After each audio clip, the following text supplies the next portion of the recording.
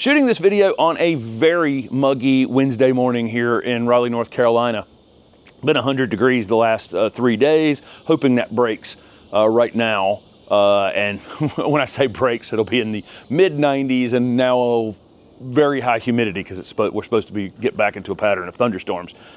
But Steph and I are going to bounce back and forth and talk about some of the questions that we got during the open garden event this past weekend. Because what I find is we get the same questions over and over throughout the day. Same thing happened last year. Steph typically is stationed out in the front garden the last 2 years, and I'm back here in the back garden on this patio, hosting people into the back garden where we have this trail system back here behind us. And inevitably, everybody walks through and says, "Hey, what is that plant that's over there?" Or they want to know information about it or whatever. We had a lot of the plants tagged, but they want to know some information about it. So Steph is going to start us off in the front garden with something that she got questions on just all day long on Saturday. And then I'll come back here back and forth until we wrap it up. Let's go. Well, first, thank you all for coming to see us here and visiting the garden. It was such a great day, and I really have to thank you all for being such kind and actually just fabulous people coming through the garden. Had some questions that were repeated. I tried to answer as many questions as I could and get to everybody I could. If I didn't get to you and you had a question, I'm sorry. It was a lot of people, but not too many. So thanks for coming either way. The first question I'm going to get to is this plant right here. And like I said to many people, it's one of my favorite plants. And of course, there's 3 or 4 plants in the landscape that are just my favorite. And this is, people would say, what is this? I had it labeled, and I tried to label all the shrubs and trees, but the perennials and annuals weren't. But anyway, get to it, Stephanie. This is Ruth Bancroft ficus, or fig. It's an intermediate plant, a hybrid between Ficus carica, the fruiting fig, and Ficus pumila, the fig that crawls with holdfasts up masonry walls in a lot of southern old towns. It's an amazing plant. It's like a true intermediate plant. It does not crawl up walls with a holdfast, but it does meander up walls. You can see it's winding around. It's just beautiful. It does fruit. We have not had it fruit yet. For us, it's been there for a couple years, and it's covered all sorts of things. The first year was evergreen, never died back. Second year, last year, we had a quick 14-degree night, so it died to the ground. Thought maybe we lost it, but it came back with a vengeance. It's just a beautiful plant. I love the big textured leaves and how it meanders up the spot right here. Just a beautiful plant. I hope at some point we get to see the figs, but without the figs, it's still a great plant. It is Ruth Bancroft fig or ficus. For the second year in a row, the Chinese Mayapple was definitely at the top of people's list for what the heck is that alien looking thing. So we have Chinese Mayapple here, and then Spotty Dotty down there is also an Asian Mayapple that was selected for that spotting on the leaf, but you can see it's already starting to die back to the ground at this point. It's getting a little tattered looking. These our native Mayapple, which amazingly was still up a little bit as well.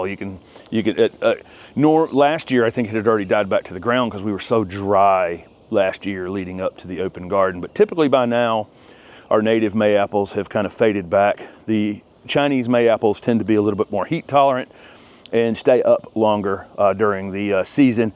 2 months ago or more, they had little flowers up under basically up under the shelter, so the pollinators can come and pollinate them from, basically they have an umbrella over top of their head, and I can see now where the little seed pods are hanging underneath it. But that plant always draws a ton of attention. Here, I'll pull that back so you can see it.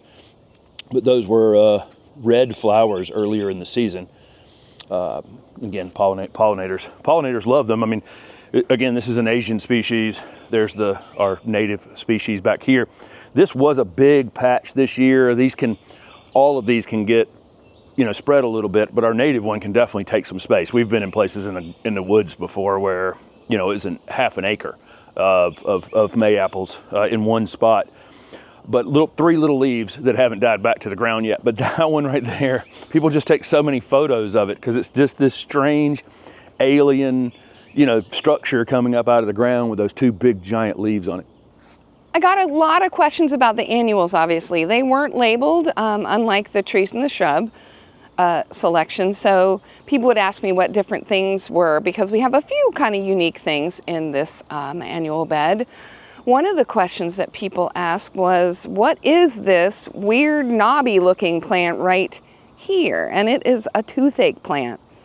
There's two kinds of toothache plants that we've used in the landscape. This one has sort of a red bullseye in it, and there's also one that has actually come back from seed in a few places in the landscape from last year that is just solid yellow.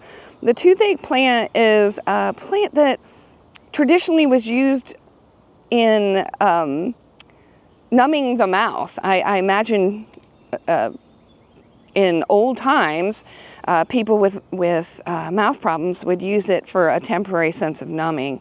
Kind of a cool accent plant and very unique looking. A couple other annuals that were asked about a lot, obviously the Alabama sunset coleus. People marveled about it and said it was more beautiful in person than on the videos. So people did marvel at the Alabama sunset. People wanted to know what this prestige scarlet coleus is. Sort of a brainy looking thing, or a coral of sorts.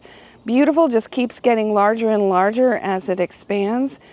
Really love this celosia in our landscape. Another plant that people ask about that's an annual, one last one, well, all of them, but a significant amount of questions were asked about this saucy red salvia. People marveled at what one plant could do. This is saucy red, and it is a southern living plant. We got it a few years ago, and especially Jim just adored it. It just keeps going, and one of the coolest things about it is there are the flowers right here. That bee's not going to bother me, so I'm not too worried. Are gorgeous, but when those flowers fall, it still looks like it's blooming because the calyx are red. So that looks like a flower to a lot of people. We did not. I need to come in and get rid of some of these old calyx. Because I didn't want to prune right at the open garden time, but once we prune it a little bit, it'll come right back out with all sorts of new fresh flowers. So just a gorgeous red plant, the saucy red salvia.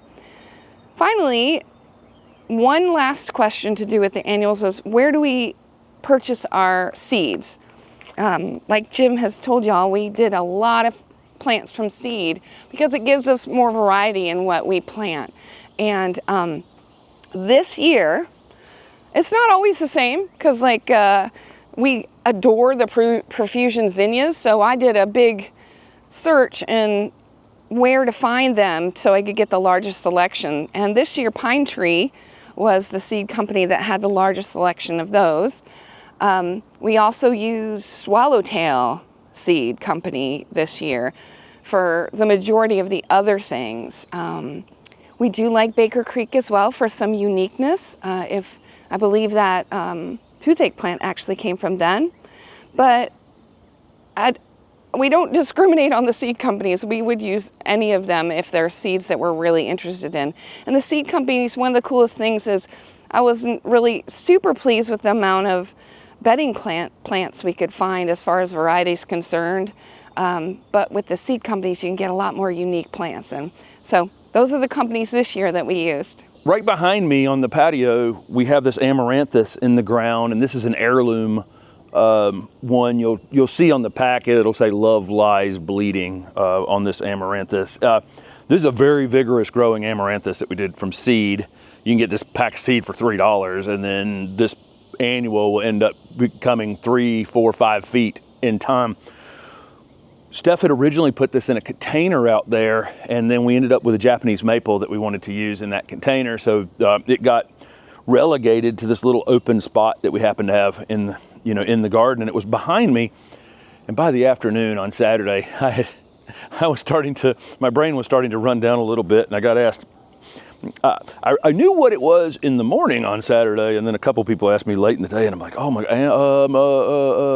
Amaranthus. So this one has these beautiful dangling flowers on it that can be used for cut flowers if you want to during the season. So it has that, effect of hanging over the edge of your cut flowers.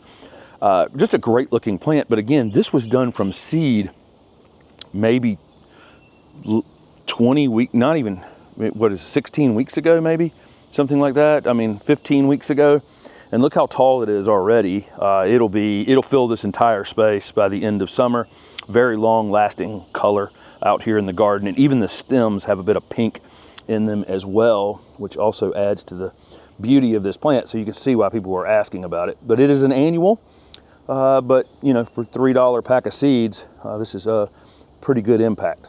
So one of the questions people ask about, actually, what is this sedum? And it's called sea urchin.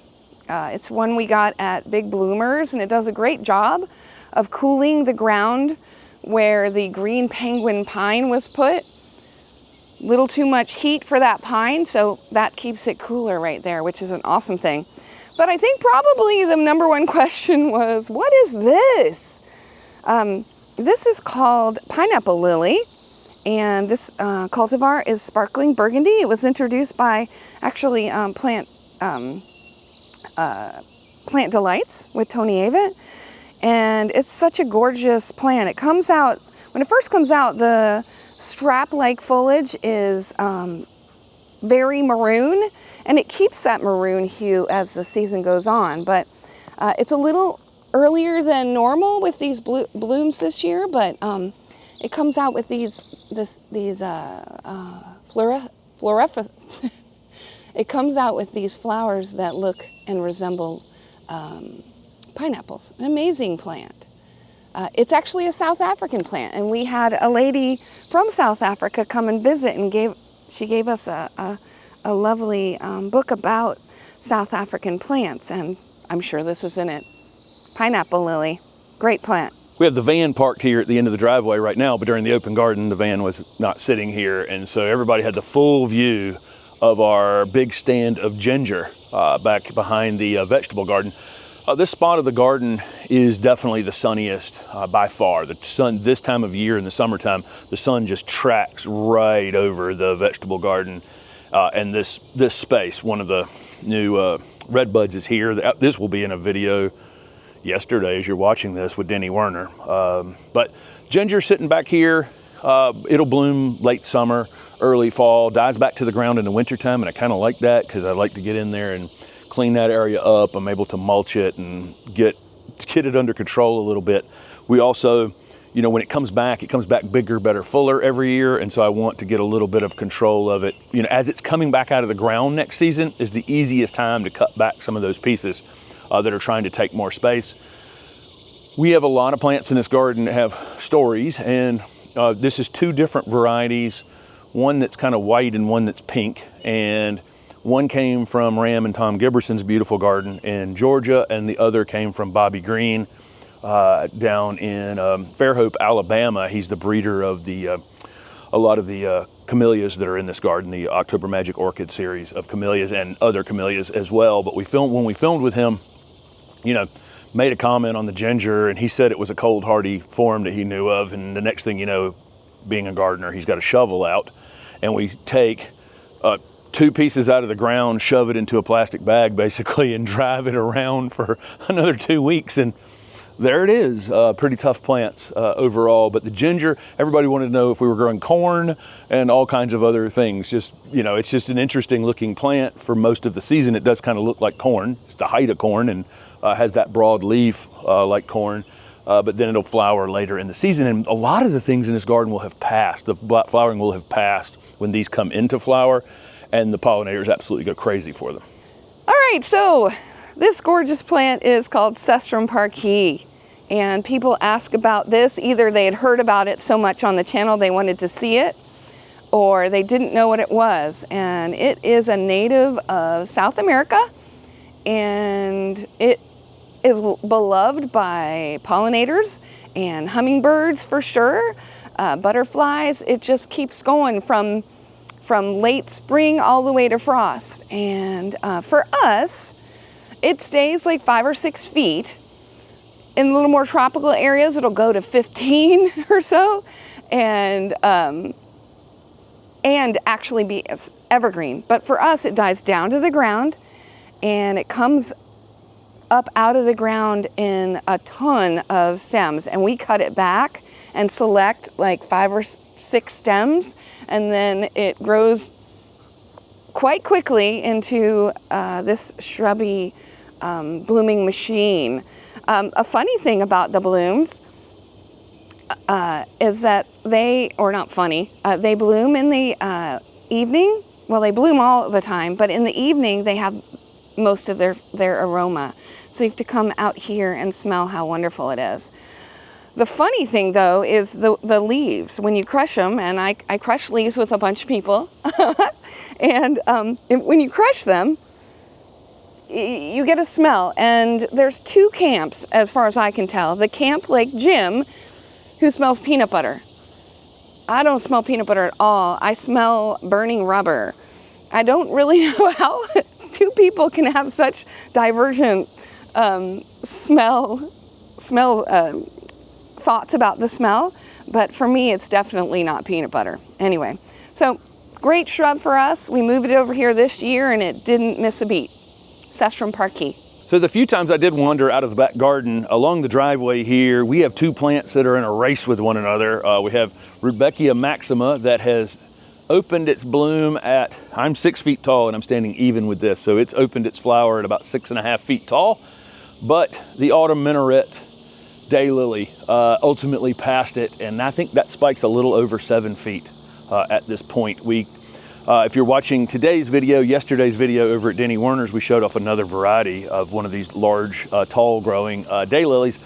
And I mentioned in that video and in a talk recently that this is kind of a pass along plant, because how would a nursery ship this? If you shipped it without flowers, nobody would know it was special. If you shipped it with flowers, you'd probably break these scapes, that are holding up these flowers. One thing I really love about this, nobody actually got to see it flowering the other day. We have a flower opening this morning and one that had opened yesterday, the first few flowers on this.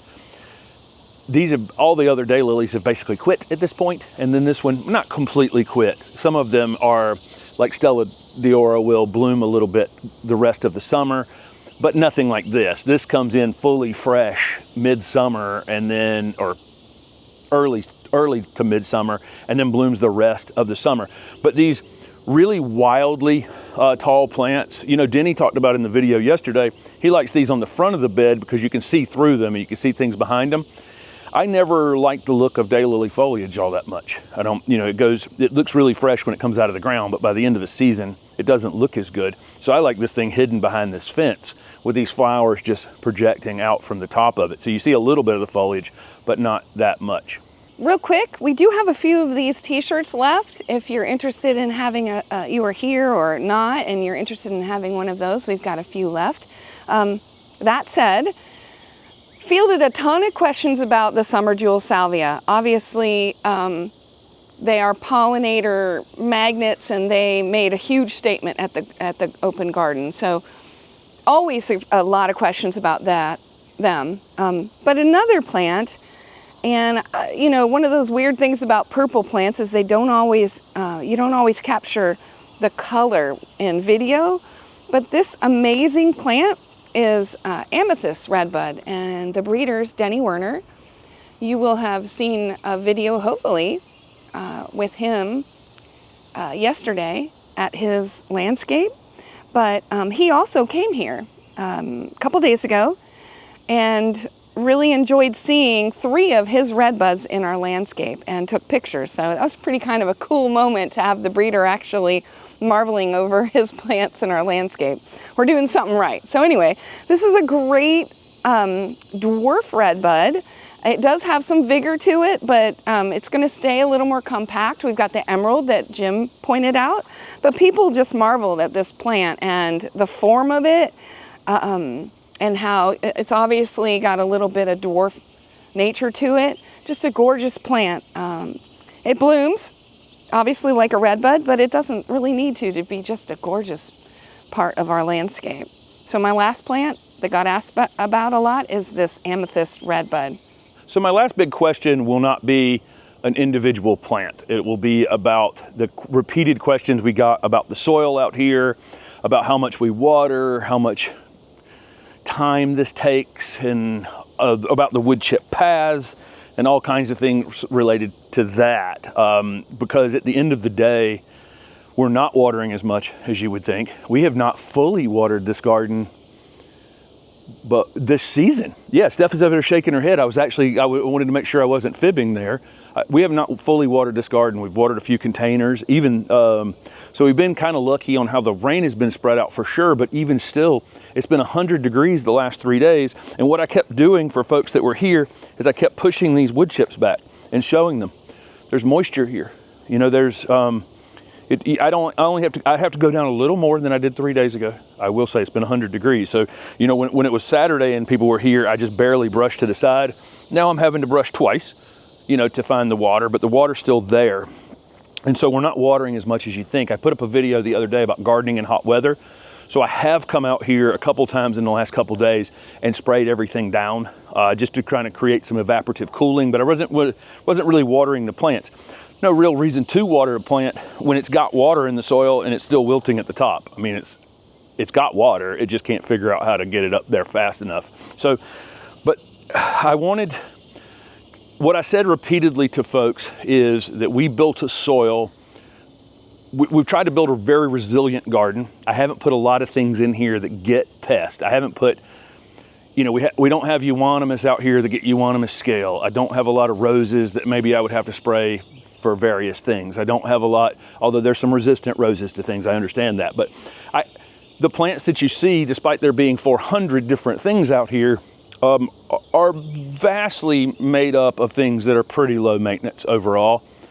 And then we built a very resilient soil. So this was all done with wood chips. You know, I know everybody wants to get right to the plants, obviously, and I mean, if you looked at our questions for the Q&As every week, 95% of the questions are about what plant should I use. It's almost very few of the questions are about how should I prepare for this plant that I want to use later.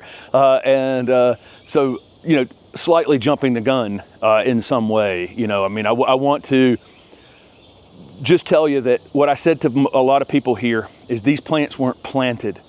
They were plugged in, and they were plugged into a living system, which I protect with wood chips and mulch and occasional water if it needs water. But I'm keeping the mycorrhiza, the beneficial bacteria. I'm trying to keep everything alive that's under this soil that can actually keep these plants in great shape. And I'm not going to go through all the detail. If you go to the Learn to Garden video, if you have the Learn to Garden video series, or you've watched the channel for some length of time, I've talked about, or watched all the Q&As, I've talked a lot about soil over the years. It is the basis for everything. And if you come to this garden and you go, why aren't there any problems? Why aren't the leaves eaten? There's a leaf eaten here or there for sure. And there's a couple problems if I searched for them, but there's very little. We don't spray. How are you doing that? It's all done based on the plants are planted in a soil that allows for all the functions that they need to take place. Okay, if they need nutrients, there's something under the soil that can help them with that process. If they need water, you know, it can help with that process. And so building resilience into the garden at the end of the day is what this is all about. And filming this after 3 consecutive 100-degree days post open garden, and it looks just as good basically as it did when people left, except for a couple perennials. You know, 100 degrees has not made, you know, echinacea particularly happy out by the street, or some bee balm. Some of our native perennials don't necessarily like several 100-degree days in a row, and there's no amount of water or anything that will fix that. But the shrubs haven't missed a beat at all. So build resiliency into your garden by treating the soil, rebuilding the soil layers that were lost when your house was built. When they came in and scraped that soil clean, or if it was a farm that was repurposed as a subdivision, build that soil, all those soil layers back on top of that clay or that sand. I don't care what kind of soil you have. Build organic layers on top of it, recreate the forest floor, and build resiliency into your garden. And then you can walk away from it for periods of time without having to stress about what it's going to look like when you get back home. So there's some of the things that got brought up several times during the open garden event, and 400 things out here, but amazingly 90% of the questions can end up being about 8 different plants over the course of a day, and there's a reason for that. Some of them look like something else or whatever, or they're in peak bloom at that June spot where a lot of our spring things have finished flowering at this point. So thank you guys so much for following along.